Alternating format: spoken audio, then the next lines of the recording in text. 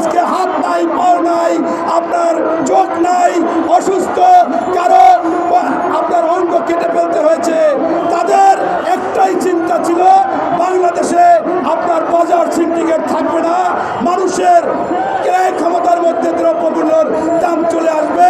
মানুষের চিন্তা ভাবনা ছিল আইনের শাসন হবে, মানুষের চিন্তা ভাবনা ছিল যে আপনার আজকে সন্ত্রাস চলবে না, দখল চলবে না, সিন্ডিকেট চলবে না, সুশাসন সুনীতি হবে। অথচ আমরা দেখতেছি এই বর্তমানে অন্তর্বর্তীকারী সরকার তারা এসে বাজার দর নিয়ন্ত্রণ করতে পারেনি, আইন শৃঙ্খলা বাহিনী নিয়ন্ত্রণ করতে পারেনি, আমলাদার নিয়ন্ত্রণ করতে পারেনি, ঘুষ দুর্নীতি চলছে। অথচ ওনরা শুধুমাত্র সংস্কারের নামে আপনার কাল ক্ষেপণ করছে এবং এই ফাঁকে ওই আওয়ামী লীগের সন্ত্রাসীরা তারা বিভিন্ন জায়গায় বিভিন্ন অবস্থান নিচ্ছে।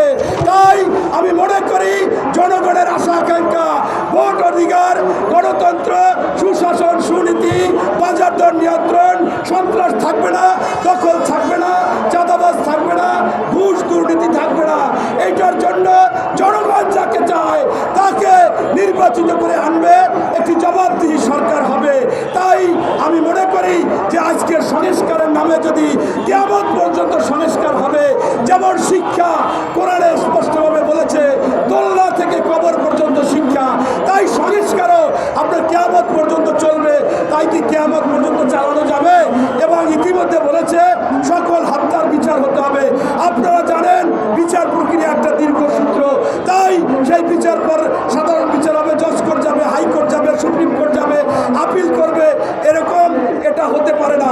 অবশ্যই গুরুত্বপূর্ণ সংস্কার করে আমাদের অতি শীঘ্র নির্বাচন দিতে হবে। সেই নির্বাচনে জনগণের ভোট অধিকার প্রয়োগ করে